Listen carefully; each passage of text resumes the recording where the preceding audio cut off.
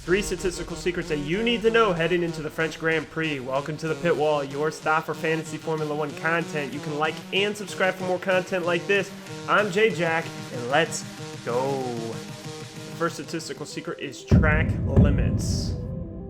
Circuit Paul Ricard has a bad reputation for the potential racing that you're going to get there, but let's not forget there are new regulations in play this season, and we saw a lot of close racing last week in Austria, which means that we could be seeing a lot of close racing again here in France. But here's the catch: because there is all pavement runoff, guys are going to be wanting to push each other wide and exceeding track limits. And so you might have drivers getting penalties if they exceed track limits too much, or 2, if they push another driver wide.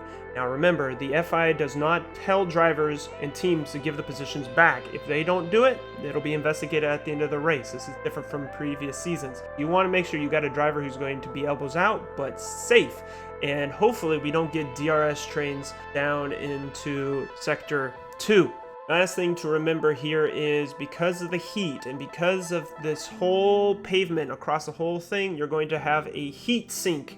You're going to have a lot of potential drivers and their tires getting really hot or the engine's too hot. Make sure you're keeping track of who is going to be able to have the best car against the heat. Second statistical secret is car reliability. You can find the link in the description below. I've relabeled the tab FP1, FP2. You will see here that on the left, you can see the different tire compounds if someone does something different from everyone else. So in free practice session 1, Latifi set his fastest time on mediums, and you can see he was way off the pace compared to everyone else. You can also see that Hamilton was subbed in by Nick DeVries, and Bottas was subbed in by Robert Kubica. Part of the initiative the FIA has where you have to have drivers get practice times, especially if they're young or brand new drivers that are trying to get their super license points. Now for the good stuff. We see here Leclerc rapid. Sainz just as rapid in FP2, but the idea is that he's taking soft tires in FP2 because he's not planning to use them during qualifying, and so he's getting some data for the team. He also set a really fast pace. But don't forget, he's taking an electronic components penalty, which means that if it's his first of the allocation, that's 10 grid drop. And then after that, it's 5. And so they're probably going to take a bunch of components all at the same time, which would start him from the back of the grid. So here's the thing. Yes, he might have the fastest time in FP2. Yes, he might be our average of P2, but that's not going to be where he's at. And we're going to discuss his situation a little bit later. Other guys to notice, Gasly reported issues in free practice session 1. They brought him in, they fixed it up, and boom, here's his averaging position 6th best. That is someone to take into consideration on the team. Then we got Perez. Sad Perez. So low. I don't know why. And so that is something I have to figure out is like, man, is he worth being on the team? He is in a Red Bull, and yeah, he might have a little bit of problems here, but I'm assuming the team is going to try to put something together so that he can improve. So I wouldn't get so panicked. Unless in free practice session 3, Perez is still looking bad. Albon, a really good low-end money option if he's going to be in 12th. But here's the thing. Is that something that he can stay up with, or is he going to be losing positions in the race? Well, looking at how bad all the rest of the field's looking like, he might actually be a solid 12th. Ocon, Bottas, both looking really bad, and so you have to look at free practice session 3. If it seems like any of these drivers that are currently with a sad face on my spreadsheet get a bunch of performance, then we are looking good. What do we mean by performance? Well, if you look at free practice session 1 column under fast lap, you will see that the fastest time was in the 133, and then the slowest was 137. That is a really big spread. Whereas in FP2, the fastest time was a 132 and the slowest was a 135. So the field is getting closer. So you're wanting to look at drivers in FP3. Are they getting a second faster? If they're able to get a half a second or a second faster, then that's showing improvement. If they stay same or lower, then that is to be alarming. Now let's go down to our constructors. Ferrari looking strongest, followed by Red Bull, then Mercedes. Mercedes brought a little upgraded new wing front nose cone, and that might help them, but you know, they've been the solid third place this entire time. And McLaren looking best of the rest, which is surprising because last week we had Alpine and Haas looking like the really good cars fighting McLaren. Don't forget though, hot temperature means McLaren's brakes might overheat. We had Lando Norris showing issues with his gears and his brake pedals. Keep that in the back of your mind. Keep watch of that in FP3. The third statistical secret is streaks and what to do with Carlos Sainz.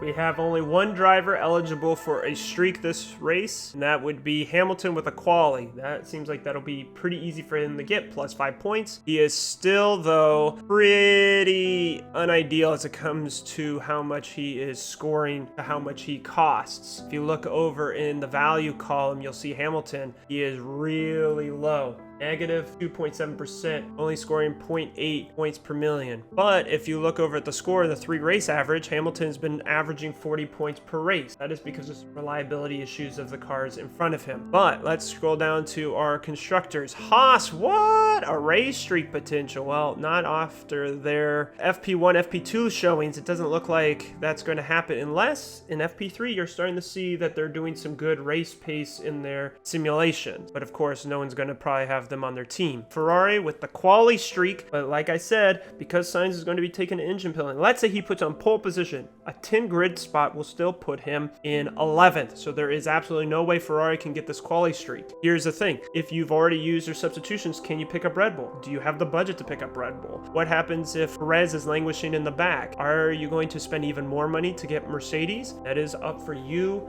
to decide. Now let me try to explain to you the situation for Sainz. Let's look at the points scoring tab in the spreadsheet. On the left, you see what points you get for qualifying. If you finish in Q3, you get 3 points. If you finish Q2, you get 2 points. If you finish Q1, you get 1 point. If you finish ahead of your teammate, 2 points. So if Sainz is taking engine penalty, he's not going to get those 2 points for finishing ahead of his teammate. And the max he can get is 3 points, but probably 1 point if they're going to not try to stress out the car trying to get into Q2. Unless he's not taking a full 20 grid drop, and then that might get him into Q2, but that's only a 1 point difference between Q2 and Q3. The big place where you get your points is if you get into the top 10. In Q3, pole position gets you 10 points, down to 1 point for 10th place. And so here's the thing. Is Sainz going to get pole position? Probably not. But here's the thing. If the max you can get is 10 points during qualifying based off of your finishing positions, here's where we get now to the race points. For the race, if you can get ahead of your teammate, boom, 3 points. If you get fastest lap, 5 points. But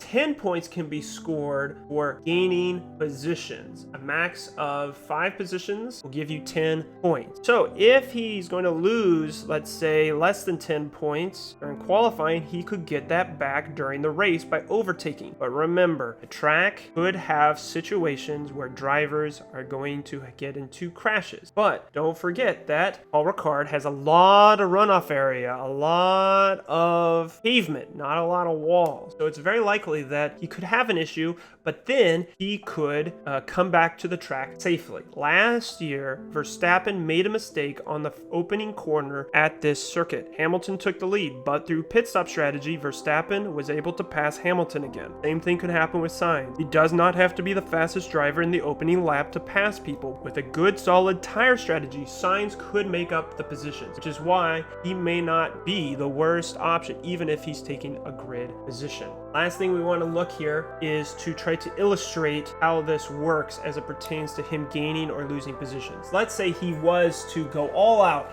and he was to qualify P2. That would give him his 9 points for finishing P2. It would give him 3 points for finishing in Q3. But here's the thing. This season, they started where your position for the race points is calculated not by where you start on the grid, but your performance in the previous session. So that means that if he qualified P2 Q2 and then started 10 places back, then that means that there's no way, unless he gains all 10 of those positions back, to ever get back to even, because he will get -2 points for every position lost. But let's say they keep him out in Q1 and he starts in the back of the grid or in the bottom 5. Now, any position he gains from there will give him plus points and not minus points. And so that's what you have to pay attention to. If Ferrari hints that they are going to take a complete back of the grid start, then they're probably not going to get him out of Q1. And that is when the most ideal situation to keep Sainz. If it looks like they're not and they're going to try to get him as high as possible so that his 10 grid drop is putting him in the middle of the pack rather than the back of the pack, then they might push him all the way into Q3. And then you have to say, okay, is the points I'm getting in qualifying worth the trade-off of potentially losing points if he's not able to get back to that position by the end of the race?